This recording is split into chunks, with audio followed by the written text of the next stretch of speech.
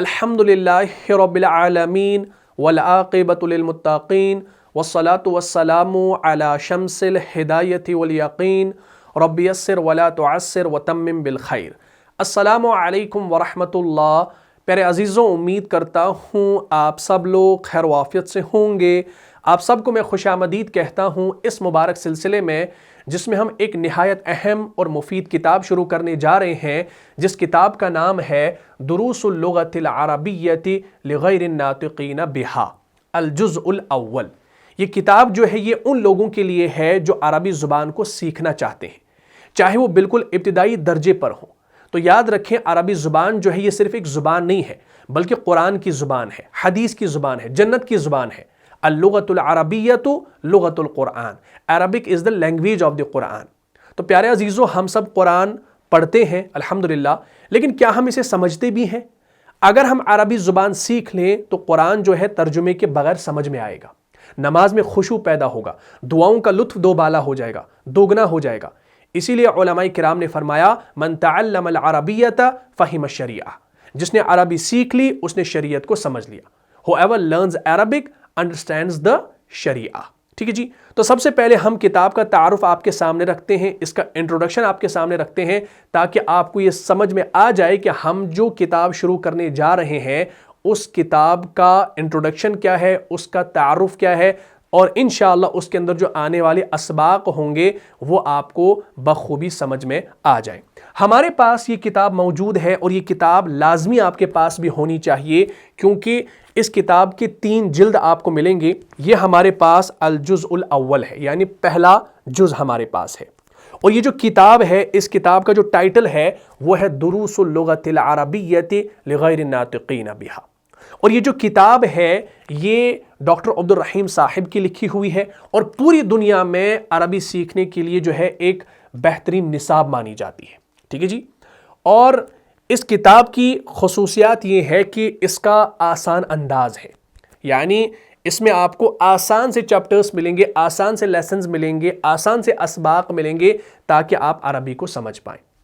दूसरी खासियत यह है कि इसमें तदरीजी तालीम आपको मिलेगी, यानी स्टेप बाय स्टेप आपको सारी चीज़ें मिलेंगी। ठीक है इंशाअल्लाह। और तीसरी खासियत यह है कि मिसालों के ज़रिए सीखने, बोलने, पढ़ने और समझने, तीनों महारतों की तरबियत जो है इंशाअल्लाह इस किताब में आपको मिल जाएगी। तो आज का जो हमारा सबक है वो है उन्वान की समझ, यानी आज हम इंशाअल्लाह सबसे पहले इस किताब का जो नाम है, टाइटल है, इसको पहले समझेंगे। यानी इसका नाम जो यहाँ पर दिया गया है दुरूसुल लुग़तिल अरबिय्यति लिग़ैरिन नातिक़ीन बिहा, इस नाम को पहले हम समझेंगे। अच्छा, अब नाम को समझना ज़रूरी क्यों है भाई? ये सवाल है। क्योंकि अल इस्मु यदुल्लु अलल मुसम्मा, नाम अपने मफ़हूम की तरफ रहनुमाई करता है। The name indicates points to the named object. इसलिए हमें चाहिए कि जब भी हम कोई किताब पढ़ें, शुरू करें, तो उसका जो टाइटल है उसको पहले समझें। तो उन्वान है दुरूसुल लुग़तिल अरबिय्यति लिग़ैरिन नातिक़ीन बिहा। इसको इंशाअल्लाह मुख्तसर तरीके से मैं यहाँ पर समझाऊंगा, ताकि पहले आप इस हेडिंग को समझें और इंशाअल्लाह फिर इसके अंदर जो हमारा पहला सबक आएगा, जो जुमला इस्मिया से शुरू हुआ है, उसको भी इंशाअल्लाह हम थोड़ा सा पढ़ेंगे। फिर इंशाअल्लाह बाज़ाब्ता इस किताब के जो असबाग होंगे वो इंशाअल्लाह आपके सामने आते रहेंगे। ठीक है जी। तो चलिए सेकंड पेज पर। तो इस किताब का नाम अब आपको याद हो गया होगा, क्या है? दुरूसुल लुग़तिल अरबिय्यति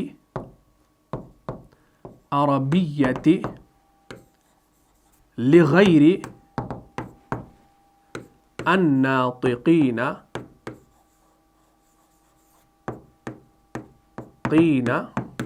बिहा। ठीक है जी। ये हमारे पास टाइटल है। ठीक है जी, इस किताब का टाइटल है। पहले हम इसको समझ लेते हैं। ठीक है इंशाअल्लाह। पहले हम सिर्फ इस टुकड़े को समझ लेते हैं। किस टुकड़े को? दुरूसुल लुग़तिल अरबिय्यति। ठीक है जी। सबसे पहले समझ लीजिए, ये जो दुरूस है ना, दुरूस का माना होता है असबाक। क्या माना होता है भाई? असबाक, जिसे हम इंग्लिश में कहते हैं लेसन्स। क्या कहते हैं भाई? लेसन्स कहते हैं। और ये जो दुरूस है ना, ये जमा है, ये प्लूरल है। इसका जो वाहिद आता है वो आता है दरसुन, यानी ये दरसुन से निकला है। यानी दरसुन जो है इसका वाहिद है और इसकी जब जमा बनाएंगे वो दुरूसुन बनती है, यानी वो आपका फुऊलुन के वजन पे आता है। किस? फुऊलुन के वजन पे आता है। जब ये फुऊलुन के वजन पे आ रहा है तो आप देख रहे हैं यहां पर तनवीन है, तनवीन जम्मा है, लेकिन यहां पर एक ही पेश है। भाई ये होना चाहिए था दुरूसुन, लेकिन किताब का नाम क्या है? दुरूसु। एक पेश के साथ क्यों है? ये तो यहां पर दो पेश के साथ आता है इस वजन के तहत, लेकिन यहां पर एक पेश के साथ क्यों है? क्योंकि इसकी कुछ वजह है, वजूहात है, वो इंशाल्लाह आपको समझनी है। और जिन्होंने अरबी ग्रामर इससे पहले पढ़ी है तो उनको समझ में आ गया होगा कि यहां पर एक पेश क्यों है। ठीक है इंशाल्लाह। चलिए, तो दुरूस जो है ये दर्स की जमा है। दरसुन का माना होता है लेसन और दुरूस का माना होता है लेसन्स, यानी ये दरसुन की जमा है, प्लूरल ऑफ लेसन। क्लियर होगी बात? उसके बाद आता है दूसरे नंबर पर अल-लुगती। लुगती कहा जाता है जुबान को। किसे कहा जाता है? जुबान, जिसको हम इंग्लिश में कहते हैं लैंग्वेज। क्या कहते हैं भाई? लैंग्वेज कहते हैं। उसके बाद आता है अल अरबियता। अल अरबियता का माना होता है अरबी, जिसको सिंपल हम कहते हैं अरबिक। ठीक है जी, बात यहां तक क्लियर होगी। पहले मैंने आपको दुरूसुल लुगतिल अरबियती के बारे में बता दिया। अब ये जो टुकड़ा है लिगैर नातिकीन बिहा, इसको अभी करेंगे। ठीक है इंशाअल्लाह। तो यहां तक बात समझ में आ गई। अच्छा, अब हम इसकी थोड़ी सी वजाहत और कर देते हैं तरकीब के लिहाज से। तो याद रखें, ये जो दुरूसु यहां पर आया है ना, ये किस हैसियत से आया है? ये मुजाफ की हैसियत से आया है। ठीक है जी, ये मैं मिटाने लगा हूं क्योंकि ये तो मैं इसका आपको मीनिंग बता रहा था कि इनका मीनिंग है क्या। ठीक है, अब ध्यान रखें, ये जो यहां पर दुरूस है ये आपका है मुजाफ। क्या है भाई? मुजाफ। मुजाफ क्या होता है भाई? अगर आपने मुरक्कब इजाफी का टॉपिक हमारी पिछली ग्रामर सीरीज में पढ़ा है, और एक गुजारिश करना चाहता हूं, जो लोग इस पहली क्लास को देख रहे हैं उनसे गुजारिश है कि वो साथ साथ हमारी अरबिक ग्रामर सीरीज को देख लें। और जिन्होंने अरबी ग्रामर सीरीज को देखा है, अच्छे तरीके से समझा है, तो उनके लिए इंशाल्लाह बहुत ज्यादा फायदा होने वाला है और वो अरबी जुबान को फर बोलेंगे इंशाल्लाह, जिन्होंने देखा है। और जिन्होंने नहीं देखा है वो इस क्लास को भी देखें और साथ ही साथ वहां से एपिसोड नंबर 1, 2, 3 सो ऑन देखते चले जाएं, तो इंशाल्लाह आपको बहुत ज्यादा फायदा होगा। क्योंकि consistency is the key. Consistency जो है ये चाबी है। अगर आपने इसमें जरा सी भी ताखीर कर ली या आपने कोई दिन स्किप कर दिया तो उसकी फिर हम गारंटी नहीं देंगे। गारंटी जो है उसी की है जो कंसिस्टेंसी के साथ जो है क्लासेस को देखेगा। ठीक है जी, चलिए। तो दुरूसु यहां पर क्या है? ये मुजाफ है। और मुजाफ क्या करता है? मुजाफ दो काम करता है। एक तो अलिफ लाम को नहीं लाने देता अपने ऊपर, और एराब जो होता है उसको हल्का करता है। यहां पर फुऊलुन के वजन पे होना चाहिए था दुरूसुन, लेकिन जब ये मुजाफ है तो मुजाफ क्या नहीं करता? एक तो अलिफ लाम उस पर दाखिल नहीं होता, तो दुरूसुन पर अलिफ लाम नहीं है, और एराब हल्का होता है। अब यहां पर एराब चूंकि यहां पर दो पेश है, यानी ये हालत रफा में है ना। अब ये भी आप समझ लीजिएगा कि दो पेश जो है ना, ये एराब असल नहीं है, ये तो अलामत है। एराब कहा जाता है माना की तब्दीली के बगैर इस्म की आखिरी हालत की तब्दीली। कुछ लोग कहते हैं कि भाई पेश जो होता है ये हालत रफा है, जेर जो है ये हालत जर है, जबर जो है ये हालत नसब है। नहीं, ये ऐसा नहीं है। जबर जेर पेश को आप एराब नहीं कहते हैं। एराब कहा जाता है माना की तब्दीली के बगैर इस्म की आखिरी हालत की तब्दीली। यहां पर यह था अल-लुगती, इसका तर्जुमा हमने क्या किया? जुबान। अगर यह होता अल-लुगतु तब भी इसको जुबान कहा जाएगा, अगर यह होता अल-लुगता तब भी इसको जुबान कहा जाएगा। अल-अरबियतु तब भी यह अरबी ही कहलाएगा, और अल-अरबियता तब भी यह अल-अरबियता ही कहलाएगा। लेकिन माना की तब्दीली के बगैर जो हमने जबर पेश यहां पर लगाया ना, इसको हम एराब कहेंगे। लेकिन बेनफ्स नफीस पेश जबर जेर को एराब नहीं कहा जाएगा। यह बात आपने याद रखनी है। ठीक है इंशाल्लाह, ये मैंने ग्रामर क्लास में बार बार समझाई है। तो यहां पर एराब हल्का होता है, तो मुजाफ आ गया, तो यहां पर इसी वजह से एक पेश आ गया। ठीक है जी। उसके बाद ये जो अल-लुगती है, ये है आपका मुजाफ इलैह।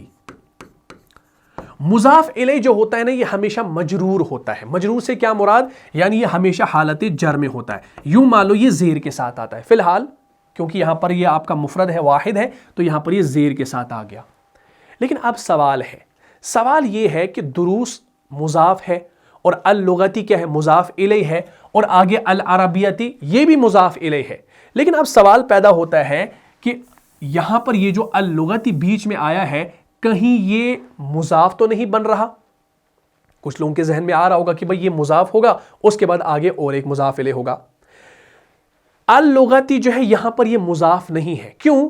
क्योंकि मुजाफ जब अगर कोई होगा तो उस पर क्या होगा? एक तो अलिफ लाम दाखिल नहीं होगा, एराब हल्का होगा। अब चूंकि यहां पर अलिफ लाम अल लुगती के साथ है तो ये मुजाफ नहीं है, तो ये क्या है? ये मुजाफ इलै है। लेकिन मुजाफ इलै से पहले ये और एक चीज है, वो क्या है? ये है मौसूफ। क्या है? मौसूफ। और ये जो अल अरबियती है ये इसकी सिफत है। क्या है भाई? सिफत है। तो आ गया मौसूफ सिफत। मौसूफ सिफत जब मिलता है तो ये बनता है मुरक्कबे तौसीफी, और ये जो मुरक्कबे तौसीफी यहां पर आया है ये मजरूर आया है। ठीक है, और मुरक्कबे तौसीफी होकर ही ये क्या बन रहा है? ये आपका मुजाफ इलै बन रहा है, और ये मुजाफ अपने इस मुजाफ इलै से मिलकर क्या बन रहा है? मुरक्कबे इजाफी बन रहा है। क्लियर होगी बात? तो ये जो टुकड़ा है दुरूसुल लुगतिल अरबिय्यती, ये आपका मुरक्कबे इजाफी बन रहा है। और मुरक्कब इजाफी का तर्जुमा आप कैसे करेंगे? अरबी जुबान के असबाक। अरबी जुबान के असबाक। क्लियर होगी बात? अरबी जुबान के असबाक। अच्छा देख लीजिए, मौसूफ सिफत के बारे में आपने इससे पहले पढ़ा है कि अरबी जुबान में क्या होता है। अरबी जुबान में हम मौसूफ को पहले लाते हैं और सिफत को बाद में लाते हैं। लेकिन अगर उर्दू और इंग्लिश की बात की जाए, उर्दू और इंग्लिश में क्या होता है? वहां पर हम सिफत को पहले लाते हैं और मौसूफ को बाद में लाते हैं। मिसाल के तौर पर अगर हमने यहां पर लिखना हो नेक लड़का, नेक लड़का, तो हमने क्या किया भाई? हमने नेक लड़का जब लिखा तो हमने नेक सिफत को पहले लाया और मौसूफ को बाद में लाया। यानी उर्दू में हमने नेक सिफत को पहले लाया और लड़का मौसूफ को बाद में लाया। इसी तरीके से इंग्लिश में क्या होता है? इंग्लिश में भी हम सिफत को पहले लाते हैं। जैसे हम लिखते हैं गुड बॉय, ठीक है, तो हमने बॉय को बाद में लिखा और गुड को पहले लिखा। हम ऐसे कभी नहीं लिखते हैं बॉय गुड। कभी आपने सुना है बॉय बैड? कभी सुना है? नहीं। या नेक लड़का है, हम नहीं लिखते हैं लड़का नेक, लड़का नेक, हम ऐसे नहीं लिखते। हम लिखते हैं नेक लड़का, अच्छा लड़का, बुरा लड़का, खराब लड़का, या गुड बॉय बैड बॉय। हम नहीं लिखते हैं बॉय गुड बॉय बैड। यानी हम इंग्लिश और उर्दू के अंदर उल्टा नहीं करते। लेकिन अरबी जुबान के अंदर क्या होता है? अरबी जुबान के अंदर मौसूफ को पहले लाते हैं और सिफत को बाद में लाते हैं। तो अब जब यहां पर अल लुगतिल अरबिया है तो अल लुगती आपका मौसूफ है और अल अरबियता क्या है? अल अरबियती क्या है? यह आपका सिफत है। लेकिन जब उर्दू में इसका तर्जुमा करेंगे तो क्या करेंगे? उर्दू में पहले अरबी का तर्जुमा करेंगे फिर अल लुगती का तर्जुमा करेंगे। तो हमने इसी लिखा अरबी जुबान अल अरबियती, अरबी अल लुगती जुबान, अरबी जुबान के दुरूस, lessons of the Arabic language, lessons of the Arabic language, अरबी जुबान के असबाक। बात यहां तक क्लियर होगी? तो ये आपने देखा दुरूस मुजाफ, अल लुगती अल अरबियती, मौसूफ सिफत मिलकर मुरक्कब तौसीफी मजरूर होकर मुजाफ इलै, मुजाफ अपने मुजाफ इलै से मिलकर मुरक्कब इजाफी हुआ। यहां तक बात क्लियर होगी? तो इसका तर्जुमा भी अब आपको समझ में आ गया होगा। ठीक है जी। तो मुरक्कब तौसीफी भी आपने पढ़ा है, मुरक्कब इजाफी भी आपने पढ़ा है, तो कोई मुश्किल यहां पर नहीं है। यह आपको इंशाअल्लाह अच्छे तरीके से समझ में आ गया होगा। अब आगे एक और टुकड़ा है। वो टुकड़ा क्या है भाई? वो टुकड़ा है हमारे पास लिगैरिन नातिकीन बिहा, लिगैरिन नातिकीन बिहा। चलिए इसको समझ लेते हैं। इसको मैं मिटा देता हूं, ठीक है, इसकी अब जरूरत नहीं है, ये आपने समझ लिया। यहां पर ये जो लिगैरिन नातिकीन बिहा है इसको अब हम समझेंगे। ठीक है जी, ध्यान रखिए। इसमें क्या है? इसमें सबसे पहले आप देखेंगे कि लिगैरिन नातिकीन बिहा, इसमें जो शुरू में जो लाम आया है ना जेर के साथ, ये आया है लाम जार्रा, ठीक है, और इसका माना होता है के लिए, जिसको हम इंग्लिश में कहते हैं फॉर। क्या कहते हैं भाई? फॉर कहते हैं। ठीक है, और उसके बाद गैर है ना, गैर का माना है यहां पर वो जो नहीं। गैर का माना आप मुख्तलिफ तरीके से देखेंगे अरबी जुबान के अंदर, लेकिन यहां पर जो गैर का माना आपको मिल रहा है वो जो नहीं का मिल रहा है। और अन्नातिकीन जो है ना, अन्नातिकीन का माना होता है बोलने वाले, जिनको हम इंग्लिश में कहते हैं स्पीकर्स। और वो जो नहीं, दोज हु आर नॉट। ठीक है जी। और बिहा जो है, बिहा का तर्जुमा क्या होता है? बा भी इसके अंदर अब हरूफ जार्रा में से है। ठीक है ना, पहले समझ लीजिए। लिगैर नातिकीन, नातिकीन हम कहते हैं बोलने वाले। असल में ये जो नातिकीन है ये है नतका यंतिकु। नतका यंतिकु का माना होता है बोलना। नतका का उसने बोला, यंतिकु वो बोलता है या बोलेगा। अन्नातिकीन जो है बोलने वाले। अगर एक बोलने वाला होगा तो हम लिखेंगे नातिकुन, नातिकुन बोलने वाला, नातिकूना बोलने वाले। और नातिकूना आपका यहां पर हालत रफा में है, लेकिन जब हम इसी को नातिकूना को हालत नसब या जर में बनाएंगे तो वो बनेगा नातिकीना। तो यहां पर क्या है? नातिकीना। ये यहां पर हालत जर में है। क्यों? क्योंकि यहां पर मुजाफ इले बन रहा है और मुजाफ इले हमेशा मजरूर होता है। तो लिगैर नातिकीना बिहा, तो लाम इसके शुरू में क्या आ गया? के लिए का माना, फॉर के माना में आ गया। और गैर जो नहीं, वो जो नहीं, दोज हु आर नॉट, वो को काट दीजिए, जो नहीं, दोज हु आर नॉट। और उसके बाद अन्नातिकीन बोलने वाले, जिनको हम स्पीकर्स कहते हैं। और बिहा जो इसके साथ आ गया ना, बिहा का माना है इसके साथ, इसके साथ। और हा जमीर इसके साथ आ गई तो हम क्या लिखेंगे? या उसको, उसको। ठीक है जी। तो इंग्लिश में जिसको हम लिखते हैं ऐसे, या हम लिखते हैं with it, of it, with it या ऑफ इट। क्लियर होगी बात? अब इसका जो तर्जुमा होगा वो क्या बनेगा? मुकम्मल तर्जुमा इसका क्या बनेगा? दुरूसुल लुगतिल अरबिय्यति, अरबी जुबान के असबाक, लिगैर नातिकीना बिहा, उन लोगों के लिए जो उसे नहीं बोलते। लिगैर नातिकीना बिहा, उन लोगों के लिए जो उसे नहीं बोलते। किसे नहीं बोलते? ये हा जमीर का मर्जा अल्लुगती है, यानी जो इस जुबान को नहीं बोल पाते। दुरूसुल लुगतिल अरबिय्यति, अरबी जुबान के असबाक, लिगैर नातिकीना बिहा, जो उसे नहीं बोल पाते। किसे नहीं बोल पाते? जो अल्लुगती जुबान को नहीं बोल पाते। क्लियर होगी बात? इस हेडिंग को आपने समझ लिया। अगर हम इंग्लिश में लिखेंगे, हम लिखेंगे lessons of the Arabic language for non native speakers. Lessons of the Arabic language for non native speakers. तो गैर नातिकीन का माना यहां पर होगा नॉन नेटिव स्पीकर्स बिहा। ठीक है जी। Lessons of the Arabic language for non native speakers. बात यहां तक क्लियर होगी भाई? तो ये बिल्कुल आसान है, इसमें कोई मुश्किल नहीं है इंशाअल्लाह। तो ये आपको समझाने के लिए था। इसकी हेडिंग आप समझ लीजिए कि ये किताब हमें क्या कह रही है कि भाई कि ये इसके अंदर जो असबाक आपको मिलेंगे ना, ये असबाक उन लोगों के लिए हैं जो अरबी जुबान को नहीं बोल पाते, यानी जिनकी जुबान अरबी नहीं है, यानी जो अजमी लोग हैं, ये उनके लिए है ये चीज़ें। ठीक है जी। चलिए अब चलिए आगे। अगर हम इसकी तरकीब करें, वैसे तो तरकीब इंशाल्लाह आगे आपको पढ़नी होगी, फिलहाल यहाँ पर मैं मुख्तसर तरकीब ज़ुबानी बता दूंगा। दुरूसुन जो है ये मुब्तदा है, मरफू है और मुजाफ है। अल-लुगती जो है ये मुजाफ इले मजरूर है और अल-अरबियती सिफत है, लेकिन सिफत मजरूर है ताबे किसके है? अल-लुगती के। ठीक है। और उसके बाद आता है लिगैर नातिकीना बिहा।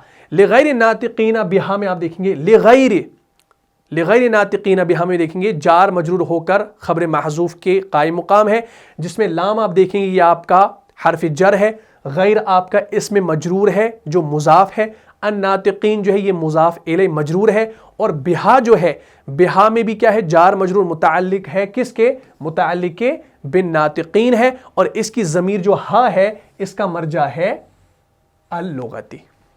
ये इसका सिंपल सा मैंने यहाँ पर इसकी तरकीब कर दी। इंशाल्लाह तरकीब आगे आपको पढ़नी पड़ेगी, और इंशाल्लाह तरकीब के लिए अलग से क्लासेस आ रही हैं, क्योंकि हमने जो पोल डाला था कि आपको क्या पढ़ना है, दुरूसुल लुगतिल अरबिया पढ़ना है या आपने तफसीर पढ़नी है या तरकीब पढ़नी है।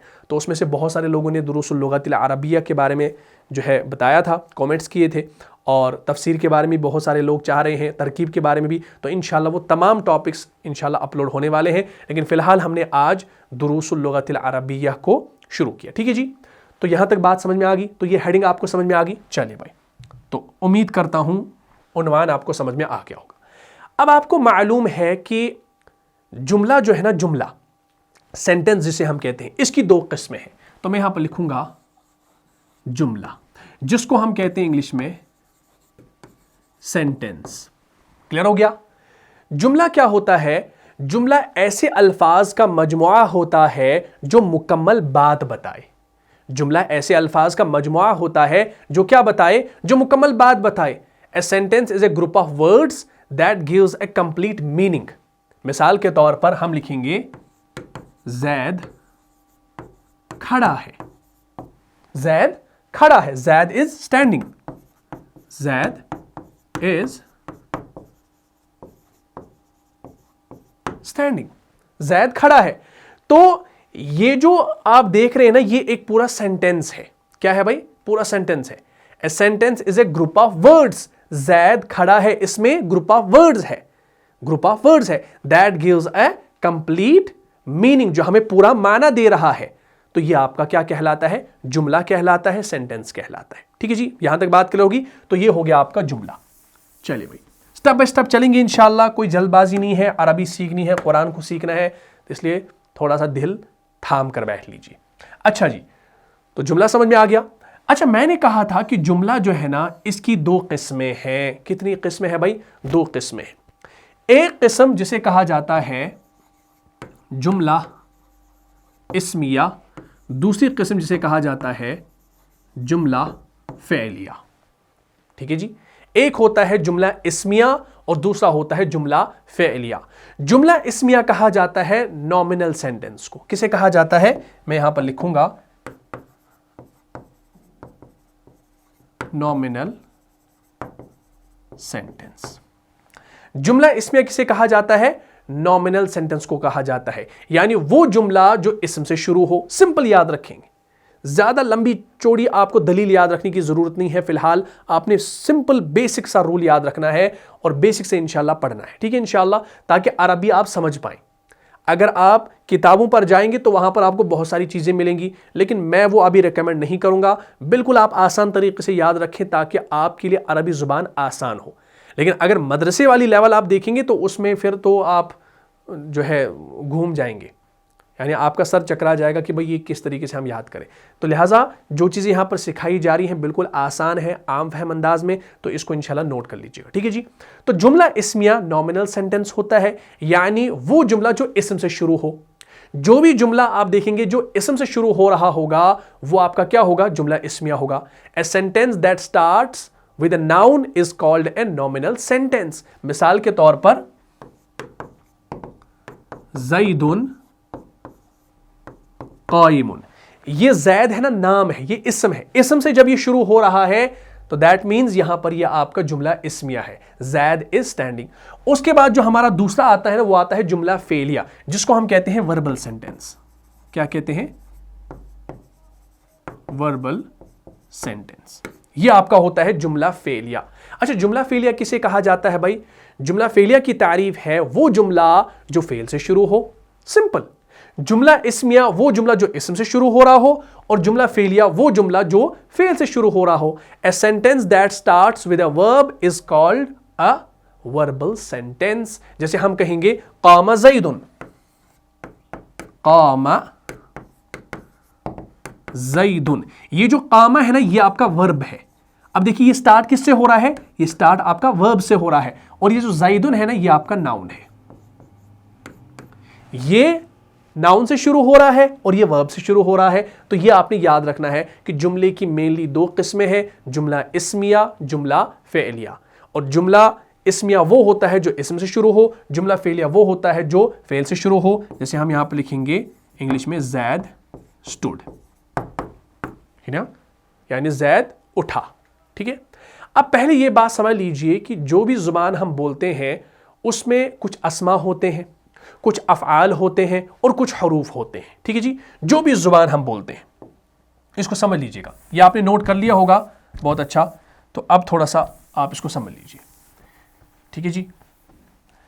मैंने कहा कि जो भी जुबान हम बोलते हैं उसमें क्या होते हैं, कुछ अस्मा होते हैं, कुछ अफ़आल होते हैं और कुछ हरूफ होते हैं।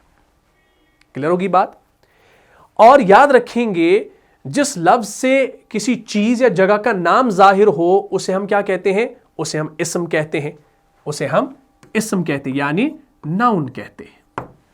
इंग्लिश में आपने पढ़ा होगा, a noun is the name of a person, place और अ थिंग। मिसाल के तौर पर जैद है, किताब है, हामिद है, मस्जिद है। और फेल आपने पढ़ा होगा, जिसको हम वर्ब कहते हैं, वो लफ्ज जो काम का एक्शन को जाहिर करे। A verb shows an action, जैसे खाया, गया, खाना, जाना, तो ये आपका होता है वर्ब्स, ठीक है जी। उसके बाद आता है हरफ, जिसको हम कहते हैं पार्टिकल। क्या कहते हैं?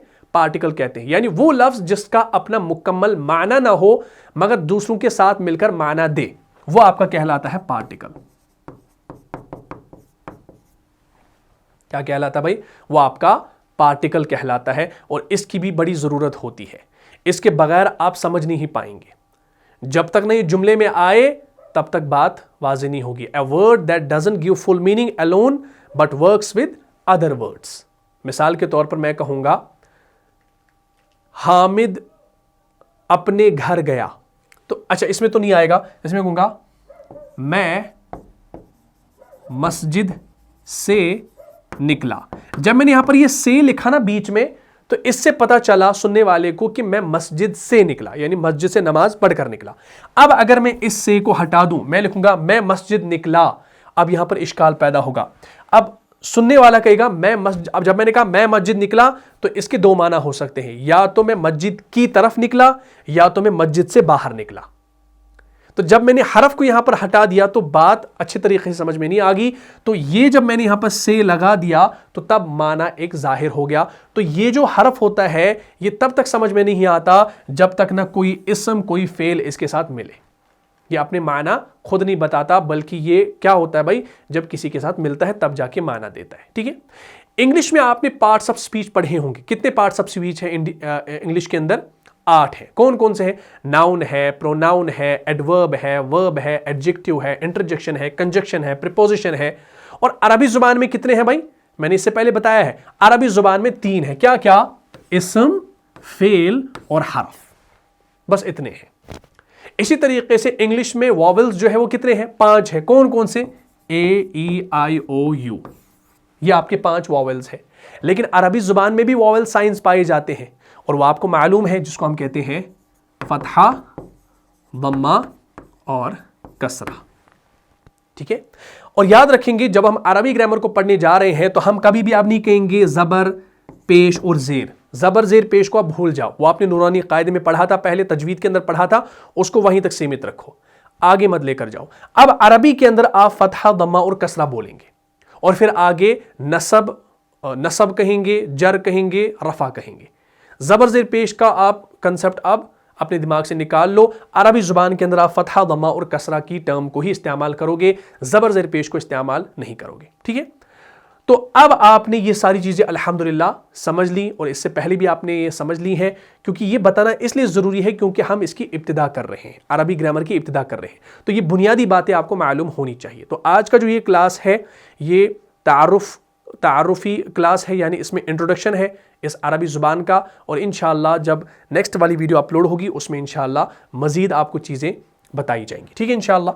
तो चलिए, तो फिलहाल हमने क्या करना है, हमने जुमला फ़ीलिया को नहीं पढ़ना है, क्योंकि हमने अभी आपको बताया कि जुमले की कितनी किस्में हैं भाई? 2 किस्में हैं, एक है जुमला इस्मिया और एक है जुमला फ़ीलिया, ठीक है जी। मैं यहाँ पर दोबारा लिखता हूँ, जुमला इस्मिया और जुमला फ़ीलिया। जुमला फ़ीलिया हमको अभी नहीं पढ़ना। क्यों नहीं पढ़ना भाई? क्योंकि हमारे पास ये जो किताब है दुरूसुल लुगतिल अरबिय्यती, इसका जो पहला दर्स है, पहला लेसन है, वो शुरू हुआ है जुमला इस्मिया से। किससे हुआ है?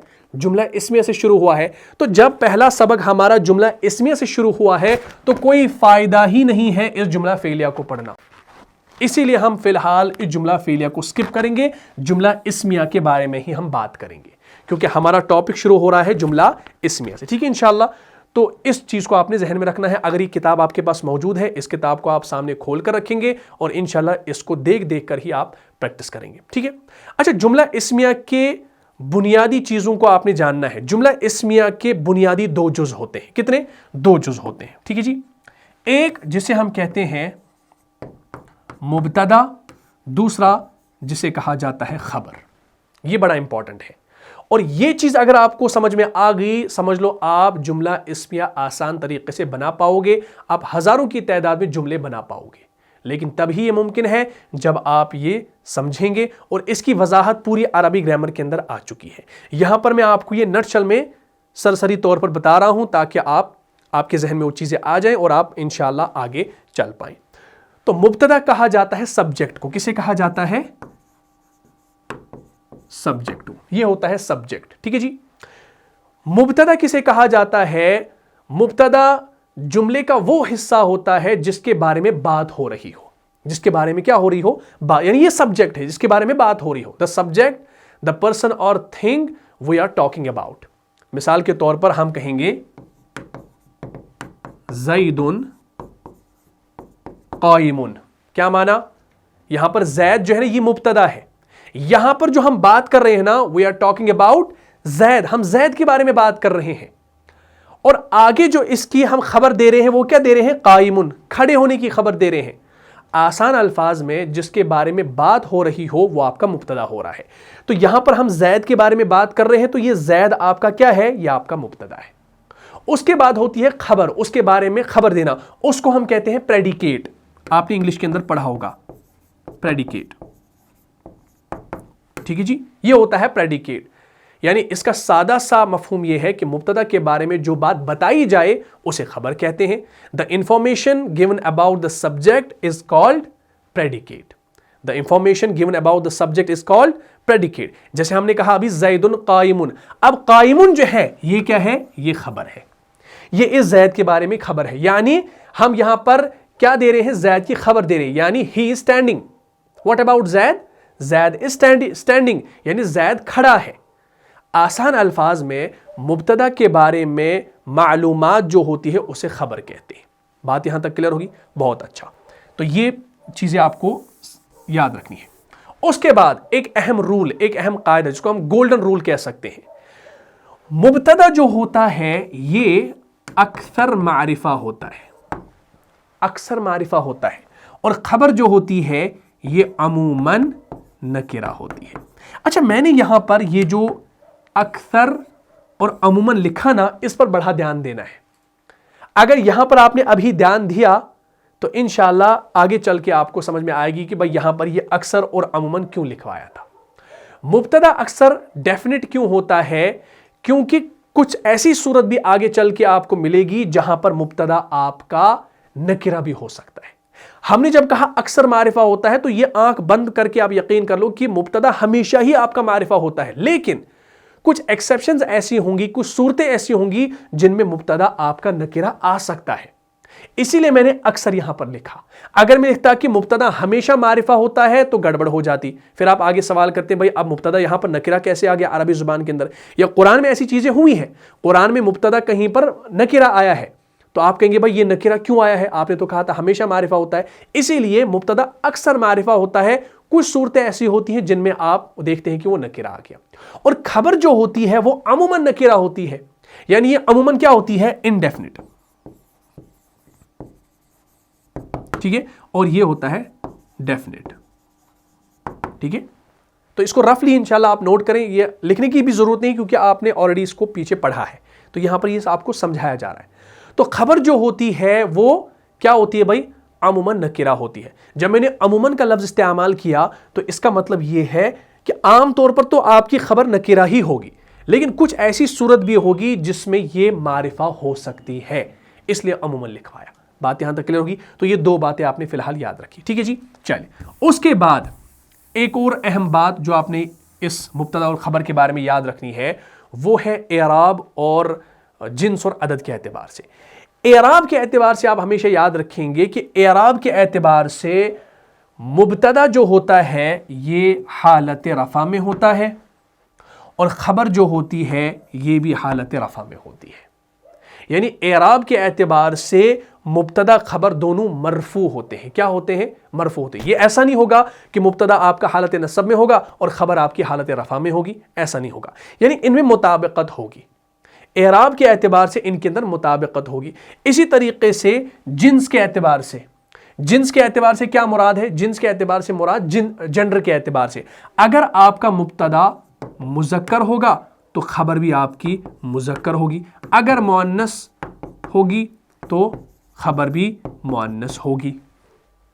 इसी तरीके से अदद के एतबार से, अदद के एतबार से अगर मुब्तदा आपका वाहिद होगा तो खबर भी वाहिद होगी, अगर ये मुसन्ना होगी तो ये भी मुसन्ना होगी, और अगर ये जमा होगी तो ये भी जमा होगी। यहां तक बात क्लियर होगी। सिर्फ आपने आप ध्यान रखना है कि यहां पर मुब्तदा जो है ना वो आपका मारिफा होता है और खबर नकिरा होती है। यानी मुब्तदा ऐसा होगा जिस पर अलिफ लाम दाखिल होगा आगे, और खबर होगी जिस पर अलिफ लाम दाखिल नहीं होगा। बाकी जो तीन एतबार से, एराब के एतबार से, इस जिन्स के एतबार से, अदद के एतबार से, उसमें मुताबिकत होगी। क्लियर होगी बात? ये बात आपने याद रखनी है। Subject and predicate must match in gender and number. बात यहां तक क्लियर होगी, तो ये बात आपने जहन में रखनी है। अच्छा, एक और चीज यहां पर जहन में रखेंगे, ये जो वाहिद, मुसन्ना और जमा मैंने बताया ना, अरबी जुबान की एक खासियत है, इसमें दो के लिए अलग से अदद है। अगर हम उर्दू की बात करें, उर्दू में एक के लिए आता है वाहिद और दो से ज्यादा के लिए आता है जमा। सेम इंग्लिश में एक के लिए आता है क्या? सिंगुलर। ठीक है जी। और दो से ज्यादा के लिए आता है प्लूरल। ठीक है। लेकिन अरबी जुबान के अंदर क्या है? अरबी जुबान के अंदर एक के लिए आता है वाहिद, दो के लिए आता है मुसन्ना, ठीक है जी, और तीन से ज्यादा के लिए आता है जमा। यानी यहां पर अरबी जुबान के अंदर दो के लिए अलग से एक आदत है, दो के लिए अलग से आदत है। अगर हमने कहना हो लड़का, इसका जमा क्या आएगा? लड़के। अब ये लड़के यहां पर जब हमने लिखे ना, उर्दू में हम दो लड़कों को भी लड़के कहेंगे, वो लड़के जा रहे हैं। अगर वो दो हमें दिख रहे हैं तब भी हम कहेंगे वो लड़के जा रहे हैं। इसी तरीके से सिंगुलर में होता है बॉय और बॉयज। बॉय का मतलब एक लड़का और बॉयज का मतलब दो लड़के भी, तीन भी, चार भी, 10 भी, 10,000 भी। लेकिन अरबी जुबान में एक लड़के के लिए वाहिद, दो लड़कों के लिए खास यहां पर मुसन्ना का अदद आता है, और तीन से ज्यादा के लिए, अगर वहां पर 3 लड़के हैं तो उनके लिए जमा का अदद आएगा, अगर वहां पर 2 लड़के हैं तो उनके लिए मुसन्ना का अदद आएगा। तो अरबी जुबान के अंदर अदद आप देखेंगे, एक के लिए वाहिद का अदद है, 2 के लिए मुसन्ना का अदद है, और तीन से ज्यादा के लिए जमा का अदद है। बात यहां तक क्लियर होगी। तो आज हमने ये समझ लिया कि जुमला इस्मिया क्या होता है, और इसके अंदर ये जो चीजें हैं ये भी आपको समझनी है। ठीक है इंशाल्लाह, तो यहां तक बात क्लियर होगी। अच्छा, अब थोड़ा सा पहला सबक देख लेते हैं, इंशाल्लाह फिर कल हम इसके बारे में मजीद बात करेंगे। यह हमारे पास अद्दरसुल अव्वल है, पहला सबक। पहला सबक गौर से देखिएगा, यहां पर लिखा है हादा बैतुन। ये जो मैंने अभी आपको बताया कि भाई हमारे पास जो मुब्तदा खबर है उसको समझना है। मुब्तदा खबर में अभी समझा रहा था कि एराब के एतबार से क्या होता है, वसअत के एतबार से क्या होता है, अदद के एतबार से क्या होता है। ठीक है जी, तो ये चीज़ आपको समझनी है। इसमें जो दरसुल अव्वल दिया गया है, पहला सबक दिया गया है, वो दिया गया है हादा। और ये जो हादा होता है ना, ये आपका इस्म इशारा कहलाता है। और इस्म इशारा जो होते हैं ये तमाम के तमाम मारिफा होते हैं। क्या होते हैं? मारिफा होते हैं। जब ये मारिफा है तो इस जुमले की इब्तिदा किससे हुई है? हादा से हुई है। और हमने अभी जाना कि मुब्तदा आपका अक्सर मारिफा होता है और खबर अमूमन नकिरा होती है। तो हाजा जब आ गया तो यह आपका मारिफा है। क्लियर होगी बात? और ये जो हादा है ना, ये आता है इशारा करीब के लिए। किसके लिए आता है भाई? इशारा करीब के लिए आता है। करीब से मुराद जो सामने चीज होगी। आपको ये घर यहां पर दिख रहा है तो यहां पर लिखा है हादा बैतुन। क्या माना? ये एक घर है, ये एक घर है। हम नहीं कह रहे हैं ये घर। अगर हमने कहा हादा बैतुन ये घर, तो ये गलती है। हमने है का तर्जुमा जरूर लगाना है।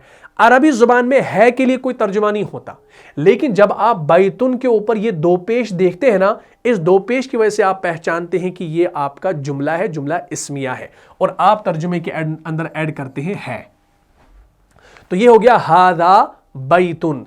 अगर आप इमेज देख रहे हैं तो ये घर है, हादा बैतुन। इसी तरीके से यहां पर मस्जिद बनी है, तो हादा मस्जिदुन, ये एक मस्जिद है, ये दरवाजा है। हादा बाबुन, हादा किताबुन, ये एक किताब है। हादा कलमुन, ये एक कलम है। हादा मिफ्ताहुन, ये एक चाबी है। हादा मकतबुन, ये एक मेज है, टेबल है। हादा सरीरुन, ये एक पलंग है, बेड है। हादा कुर्सियुन, ये एक कुर्सी है। ठीक है, ये तो फिलहाल मैंने आपको ये पहला सबक सरसरी तौर पर पढ़ाया। कल इंशाल्लाह इस पर मजीद बात होगी कि ये जो हादा है ये क्या है और बैतुन क्या है और इसका तर्जुमा में हम है क्यों लगाते हैं, ये सारी चीज़ें इंशाल्लाह कल हम वजाहत के साथ आपको बता देंगे। तो आज हमने टाइटल को समझ लिया और पहला सबक थोड़ा सा देख लिया, ताकि आपके जहन में ये इश्काल ना रहे कि जो मैंने शुरू में कहा था कि पहले सबक को हम पढ़ेंगे। तो चलिए भाई, पहला सबक हमारा फिलहाल सरसरी तौर पर यहाँ पर अदा हो गया। ठीक है, अब आपसे कुछ गुजारिशात है। अगर आप वाकई अरबी सीखना चाहते हैं तो बाकायदगी से वीडियोस को देखते रहें, नोट्स बनाएं, बार बार दोहराएं, अमली मश्क करें और याद रखें कंसिस्टेंसी इज़ द की। अगर आपको ये सिलसिला पसंद आए तो वीडियो को लाइक करें, चैनल को लाजमी सब्सक्राइब करें। इंशाअल्लाह हम इसी तरीके से आपको समझाने की कोशिश करेंगे और ख़ास तौर पर गुजारिश है कि इस वीडियो को ज़्यादा से ज़्यादा शेयर करें, दूसरों तक ज़रूर पहुँचाएँ ताकि उनको भी फ़ायदा हो। जज़ाकुमुल्लाहु खैरन कसीरा।